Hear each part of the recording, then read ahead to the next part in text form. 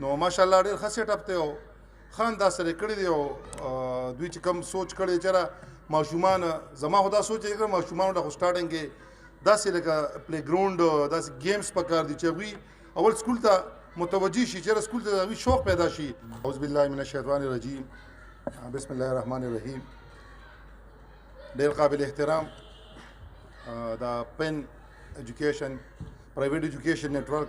ضلع صدر او زموږ ورور نفیس الله صاحب او سرناز اختر جان صاحب او زموږ صوبایي کم رهنما چې د پین جاوید صاحب شاهد باچا او زما د ډېر محترم استاد برخوردار او اویس مکرم خان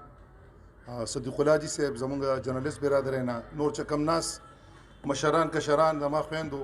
السلام علیکم. ټول نول خو زه شاه فیصل بوي او د هغوی کم ایډمنسټریشن چې دی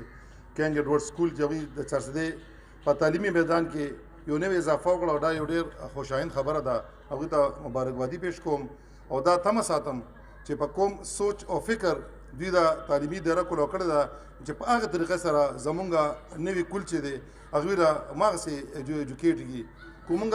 وګورو جینو میډم د سکول حوالې سره ووې نو ماشاءالله ډېر ښه سیټ اپ دی او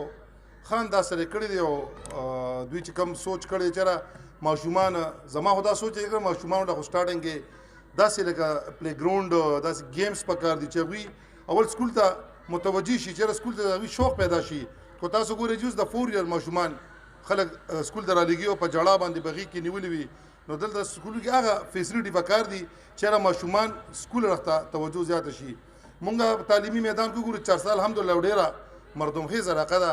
که وګورئ په ایجوکیشن کې ایجوکیشن چې دي هغه د مونږ د 400 یاد دي.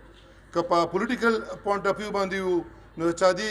سیاستدانان الحمدلله په ټول برصغیر کې یاد دي. که مونږ په سکالرس کې وو که مونږ په سکالرس کې الحمدلله چا دا په ټول برصغیر کې په ټاپ روانه ده. که مونږ په هر اړه که په ادب کې وي همدا چا د یو خپل مقام دی نو الحمدلله چا دې ته الله پاک یو ډېر لوی مقام ورکړی دی. نو په کار هغسې تعلیمي دورې چېرې چې هغې انداز کې په هغې طریقه باندې ایجوکیشن سیسټم رایج شي. نو که ته زه یو دا خبره کوم چېرې د پین ورته خصوصي زما یو ریکویسټ دی چېرې هغه ماشومان چې هغه ګند غونډوي هغه نور داسې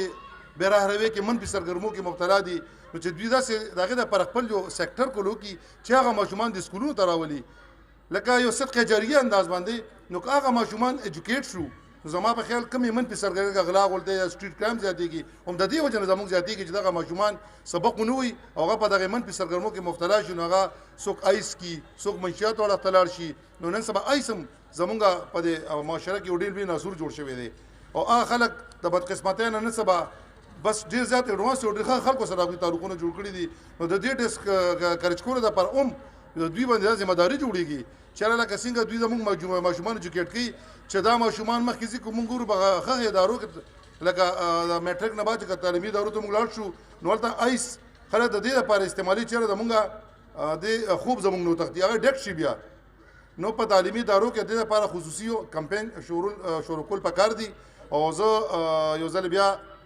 کینګ ایډورډ سکول انتظامیه ته مبارکبادي ورکوم او انشاءالله زما د امید دی چې دوی په تعلیمي میدان کې مخ په کېښوله دا یو ډېره ښه اقدام دی او دوی به زموږ کم نوي کول چې دی هغه په ښه یو په نوې جدید طریقه باندې ایجوکیشن ته مایله کوي. ډېره مهرباني.